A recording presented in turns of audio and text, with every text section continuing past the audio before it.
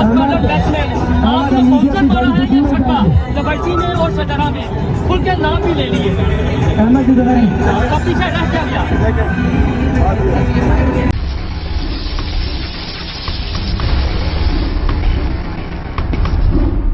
मुझे कत्ल करने की कोशिश की है, ये जिसको हम डर्टी हैरी कहते हैं। एक दफ़ा वजीराबाद उसकी JIT की जो सारी फाइंडिंग्स थी उनको इसकी वजह से सब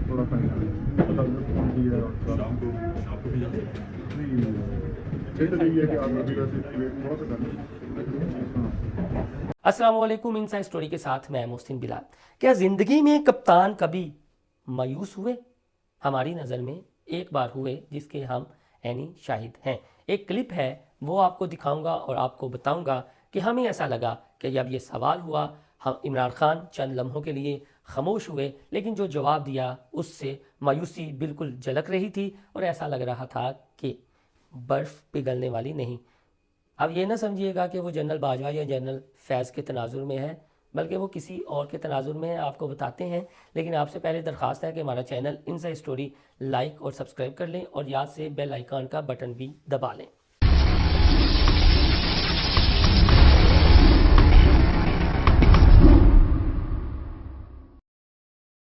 बात है जी ज़मान पार्क की। ये उन दिनों की बात है कि जब पंजाब में PTI टिकटों की तकसीम करने जा रही थी। इमरान खान साहब ने इंटरव्यूज़ मुकम्मल कर लिए थे कि पंजाब में किन किन को मैदान में उतारना है।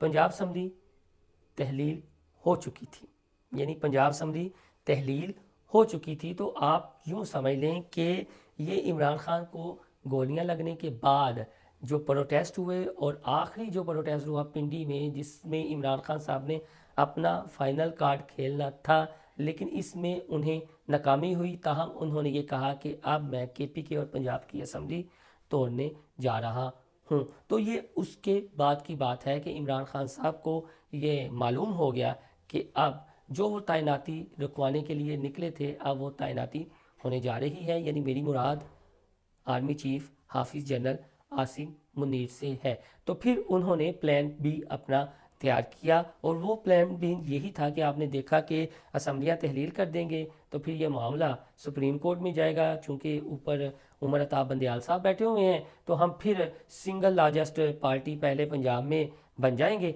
तो फिर हम अपनी पावर शो करेंगे और हमारे लिए फिर आसानियाँ पैदा होना शुरू हो जाएंगी। तो ये उसके बाद प्लान A की नाकामी के बाद ये प्लान B था। तो इमरान खान साहब ने फिर आपने देखा कि जिस तरह रमज़ान है, पिछले रमज़ान में वहाँ पर टेंट लगे हुए थे, काफ़ी ज़्यादा ज़मान पार्क के बाहर माहौल था। अभी वो 9 मई नहीं हुआ था, तो कल था समा बंदा रहता था वहाँ पर, जमे गफ़ीर था। तो इमरान खान साहब सारे इंटरव्यूज़ कर चुके थे, इंटरव्यूज़ मुकम्मल हो चुके थे।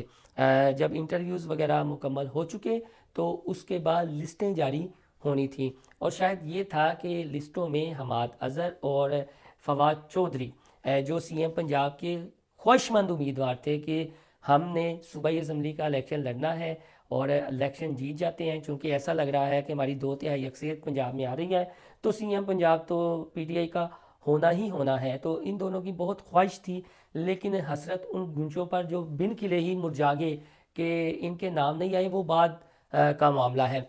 तो आते हैं अपने उस पॉइंट की जानिब कि इमरान खान साहब हमारी नज़र में मायूस हुए। बड़ी अहम मुलाकात थी जी, चूँकि उसके बाद ज़ाहिर है वो पंजाब के उम्मीदवारों की लिस्टें जारी होनी थी। तो हम बैठे हुए थे, हमें ज़मान पार्क में बुलाया गया। इमरान खान साहब के साथ मुलाकात थी और उनकी जो टांग है वो भी ऐसा लग रहा था कि अब काफ़ी बेहतर हो गई है। वो चल कर हमारे पास आए, जो लान है ज़मान पार्क का, वहाँ पर बैठे। धूप भी थी, मौसम काफ़ी ज़्यादा खुशगवार था। मौसम खुशगवार था तो हमें ये लगा कि इमरान खान साहब का जो मूड है वो भी काफ़ी ज़्यादा खुशगवार है। ताहम हमारी डिस्कशन होने से पहले जो गैर रस्मी थोड़ी सी गुफ्तगू हुई, उसमें काफ़ी ज़्यादा कह के लगे। इमरान खान साहब काफ़ी ज़्यादा खुश थे कि जो उन्होंने अपना पंजाब के उम्मीदवारों के तनाजुर में होमवर्क किया है वो काफ़ी अच्छा है और अच्छे तगड़े उम्मीदवार वो मैदान में उतार रहे हैं। जो उनके मशीरान थे उन्होंने ये कहा था कि इंशाअल्लाह ताला इलेक्शन होते हैं तो हमें 2/3 अक्सरियत मिलेगी, कोई 2/3 अक्सरियत हमारी पंजाब से नहीं छीन सकता। तो काफ़ी ज़्यादा वो पुरजोश थे। کے چہرے پر مسکراہٹ تھی, وہ کہکے لگا رہے تھے, اور اچانک وہ ابھی بیٹھے ہی تو ہمارے ایک دوست ہیں اخلاق باجوہ صاحب, انہوں نے یہ کہا جی کہ آپ کو فوری طور پر وزیر اعلیٰ پنجاب کے نام کا اعلان کرنے دینا چاہیے, وہ ڈسکلوز کر دینا چاہیے. تو ان کا یہ کہنا تھا جی کہ میں نے پہلے آپ نے دیکھا کہ 2018 میں علیم خان صاحب ناراض ہو گئے, جہانگیر ترین کا موڈ بن گیا, فلاں کا موڈ بن گیا, فلاں کا موڈ بن گیا, تو اگر آج میں وہ وزیر اعلیٰ پنجاب کے نام کا اعلان کر دوں تو پی ٹی آئی میں جنگ چھڑ جائے. اور عمران خان کافی جوش انداز میں ہمیں بتا رہے تھے کہ 2/3 اکثریت آ رہی ہے. اس وقت عثمان بزدار نے ابھی راستے اپنے جدا نہیں کیے تھے اور وعدہ معاف گواہ نہیں بنے تھے, تو بظاہر یہ لگ رہا تھا کہ عمران خان کے اب بھی پسندیدہ گھوڑے جو ہیں وہ عثمان بزدار ہوں گے. لیکن جو پرویز لائی نے قربانی دی ہے اس سے لگتا ہے کہ عمران خان صاحب اس بارے میں بھی سوچ رہے ہیں. اور یہ غیر رسمی گفتگو میں عمران خان صاحب نے اشارہ بھی دیا تھا کہ وہ پرویز لائی سے بہت زیادہ خوش ہیں, انہوں نے بہت بڑا کام کیا ہے اور اپنی دوستی نبھائی ہے, اپنا سیاسی اتحاد نبھایا ہے. جو بات مونس لاہی اور چودھری پرویز لاہی نے کی اس پر پہرا دیا ہے, تو اس جانب بھی انہوں نے اشارہ دیا تھا. لیکن فواد چودھری کی جانب اشارہ نہیں دیا تھا. انہوں نے فواد چودھری صاحب جب جیل سے باہر آئیں گے تو ان سے تصدیق بھی کر لیجئے گا, ہمارے جو دوست یہاں پر موجود تھے ان سے بھی تصدیق کی جا سکتی ہے. تو عمران خان صاحب نے اس کے بعد جو کیا وہ آپ کے سامنے جو لسٹیں جاری ہوئیں اس میں فواد چودھری اور حماد اظہر کا نام نہیں تھا صوبائی اسمبلی کی ٹکٹوں میں. تو اب آتے ہیں اس پوائنٹ کی جانب پر. گفت و شنید ہو رہی تھی سعودی شہزادے سلمان کے حوالے سے, پھر سیاسی مستقبل کے حوالے سے. تو ایک سوال ہوا, ایک سوال یہ ہوا کہ آپ بار بار بات کرتے ہیں, آپ بار بار یہ بات کرتے ہیں کہ یہاں پر جو طاقت ہے وہ اسٹیبلشمنٹ کے پاس ہے, اور اسٹیبلشمنٹ آرمی چیف کا نام ہے. آپ نے خود کئی بار کہا ہے, یعنی عمران خان صاحب سے جو ہماری 2-3 دفعہ ملاقات ہوئی وہ بار بار یہ ضرور کہتے تھے جی کہ یہاں طاقت جو ہے وہ اسٹیبلشمنٹ کے بات ہے, اور اسٹیبلشمنٹ فرد واحد ہے اور وہ فرد واحد آرمی چیف ہے. تو آپ یہ کہتے ہیں جی کہ جو آرمی چیف طاقتور ہے, اسٹیبلشمنٹ انہی کے ارد گرد گھومتی ہے, ایک شخص جو فیصلہ کر لیتا ہے پھر سارے اس پر عمل کرنا شروع ہو جاتے ہیں. تو اصل میں تو طاقت ان کے پاس ہوئی. تو دوسری جانب ہے پاپولیرٹی.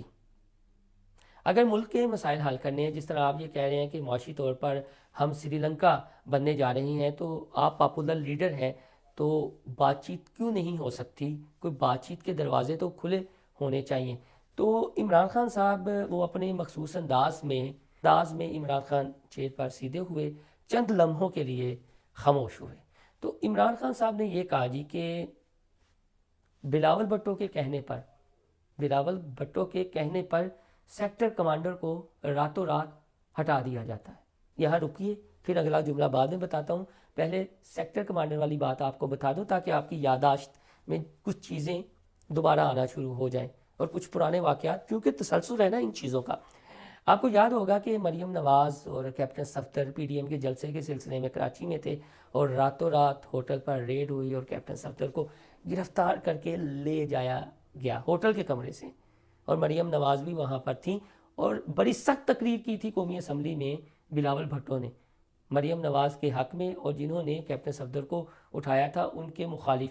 اور یہ بھی بات سامنے آئی تھی نا کہ آئی جی سندھ کو بھی کڈنیپ کر لیا گیا تھا. تو بلاول نے بغیر تک کے الفاظ بول دیے تھے قومی اسمبلی میں, گو کہ یہ اس طرح کے الفاظ حذف ہو جاتے ہیں اسمبلیوں کی کارروائیوں سے, لیکن بلاول نے بڑے اگریسو انداز میں یہ جملے بولے تھے. اس کے بعد کیا ہوا؟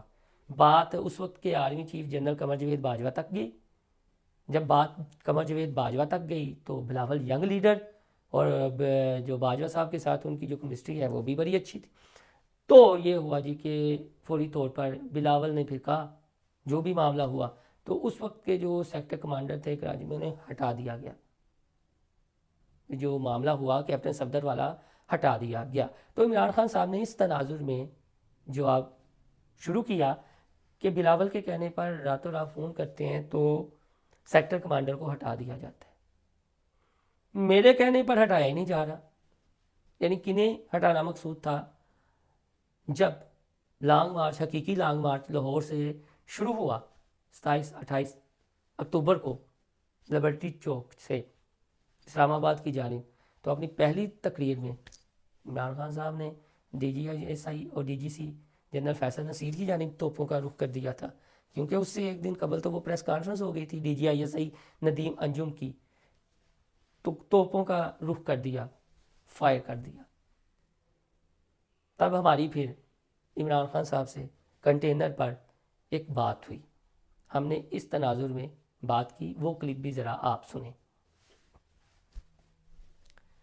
تو جی یہ کلپ تھا جب لانگ مارچ کا دوسرا تیسرا روز تھا, تو ہم نے کنٹینر پر عمران خان صاحب کے ساتھ بات کی تھی. تو اس وقت عمران خان صاحب بڑے خوشگوار موڈ میں تھے, اور انہیں ایسا لگ رہا تھا کہ جو انہوں نے پلان سوچا ہوا ہے, جو حکمت عملی بنائی ہوئی ہے, تعیناتی بھی رک جائے گی, اور ان کے تمام مطالبات گجرانوالہ پہنچنے سے پہلے یا گجرانوالہ کراس کرنے کے بعد تسلیم کر لیے جائیں گے. وہ اتنے زیادہ ہیپی تھے کہ میں نے اتنا سخت بھی جواب دے دیا ہے, کراؤڈ بھی فل چارج ہے میرا, تو کوئی کچھ نہیں بگاڑ سکتا. کافی وہ خوش تھے. لیکن اس کے بعد نواں روز تھا کہ وزیر آباد کا واقعہ ہو گیا. چلے آتے ہیں ہم cut to short Zaman park us link میں. تو انہوں نے یہ کہا جی کہ میرے کہنے پر تو ہٹایا نہیں جا رہا. تو اس سے قبل انہوں نے ہمارے سوال میں یہ کہا تھا جی کہ جب انہوں نے کہا کہ آپ کہتے ہیں کہ اسٹیبلشمنٹ فرد واحد کا نام ہے آرمی چیف, اور طاقت کا منبع ہے آرمی چیف, تو یہ طاقت اور یہ مرشد آپ کی پاپولیرٹی باہر دیکھیں زمان پار, کپتان نہیں مرشد, تو پاپولیرٹی اور طاقت آپس میں اگر ایسے مل جائیں تو ملک کے مسائل تو حل ہو سکتے ہیں نا. تو آپ کیوں نہیں ایسے ملتے, پاپولیرٹی اور طاقت ایسے, تو ملک کے مسائل حل ہو سکتے ہیں. تو عمران خان صاحب پہلے ایسے ہوئے, پھر انہوں نے یہ کہا میں تو کوشش کرتا ہوں, تالی کبھی ایک ہاتھ سے نہیں بجا کرتی, دونوں ہاتھوں سے بجا کرتی ہے. یہ عمران خان صاحب کے ایگزیکٹ الفاظ تھے ایک سوال کے جواب میں کہ میرے کہنے پر تو کسی کو نہیں ہٹایا جا رہا, اور ان کے چہرے پر تھوڑی سی مایوسی تھی کہ برف نہیں پگھل رہی. اور دوسری بات کہ تالی ایک ہاتھ سے نہیں بجا کرتی, دونوں ہاتھوں سے بجا کرتی ہے, میں تو کوشش کرتا ہوں. تو یہ کچھ چیزیں زمان پارک کے دنوں میں اور حقیقی لانگ مارچ میں جو ہم نے دیکھی, کیونکہ بڑے یہ سیاسی جو واقعات ہیں اس سے گاہے بگاہے آگاہ رہنا بہت ضروری ہے تاکہ تسلسل رہے اور آپ کو پتہ چلے کہ ماضی, حال اور مستقبل کا آپس میں کیسے لنک بنتا ہے اور کب کیا واقعات رونما ہوئے. 4 چیزوں کے اوپر میں بات کرنا چاہتا ہوں. سب سے پہلے کہ جب کہ میرے پیر پہ سویلنگ ہے, اس کے باوجود کیونکہ عدالت نے طلب کیا ہے, میں یہ بتانا چاہتا ہوں کہ ہم اپنی عدالتوں کا احترام کرتے ہیں. جو یہ دوسرے نہیں, جو کہ سارا باغ اگر فیصلہ ان کے لیے نہ آئے تو یہ ہر قسم کا ذلیل حرکتیں کرتے ہیں, پروپیگنڈا کرتے ہیں ججز کے خلاف. دوسری چیز, میں نے 3 دن پہلے لاہور ہائی کورٹ کو میں نے واضح کہا ہے کہ 2 دفعہ مجھے قتل کرنے کی کوشش کی ہے, یہ جس کو ہم ڈرٹی ہیری کہتے ہیں. ایک دفعہ وزیر آباد, اس کی جے آئی ٹی کی جو ساری فائنڈنگز تھیں ان کو اس کی وجہ سے تو یہ تھا جی کہ میرا اپنا اس میں انالیسز ہے, چونکہ ہم وہاں پر موجود تھے 3 دفعہ, تو اس لیے میں کہہ رہا ہوں کہ مایوسی ہمیں جل کی. خان صاحب بھی انسان ہیں, اب ان کے جو چاہنے والے ہیں, مریدین ہیں, جن کے وہ مرشد ہیں, وہ بے شک اپنے انداز سے سوچیں, لیکن بذا اوقات تو یہ ہوتا ہے نا, اس لیے تو اللہ تعالیٰ بھی کہتے ہیں کہ میری رحمت سے مایوس نہ ہو. جو بندہ ہے, بندہ بشر ہے, خطا کا پتلا ہے, کبھی کبھی تو ذہن میں کوئی نہ کوئی خیال آ ہی جاتا ہے. تو عمران خان کی جو پاپولیرٹی ہے وہ اس عروج پر تھی, اور آپ نے دیکھا کہ 8 فروری کو تو بیانیے نے تحت نثر کر کے رکھ دیا. تو تب تو عمران خان تھے, عمران خان ہو رہی تھی, تو وہ کافی زیادہ پر اعتماد تھے کہ جو میرے پلان ہیں ان پر عمل درآمد ہو رہا ہے اور ہر بات تسلیم کر لی جائے گی. لیکن مایوسی اس وقت ہوئی کہ جب برف نہ پگھلی, تالی دونوں ہاتھوں سے نہ بجی, اور ان کے کہنے پر موجودہ ڈی جی سی کو نہ ہٹایا گیا, جن کی جانب بار بار توپوں کا رخ کیا گیا. اور پی ٹی آئی کا جو بھی رہنما اٹھایا جاتا تھا, وہ جب پریس کانفرنس کرتا تھا, جس طرح اعظم سواتی کی بہت دل دہلا دینے والی یہ 90 شرح قائد اعظم لاہور میں پریس کانفرنس تھی, اور ایسا لگ رہا تھا کہ کوئی اس کا نتیجہ نکلے, لیکن نتیجہ نہیں نکلا. تو یہ وہ واقعہ آپ کو بتانا مقصود تھا کہ خان صاحب بھی مایوس ہوئے تھے.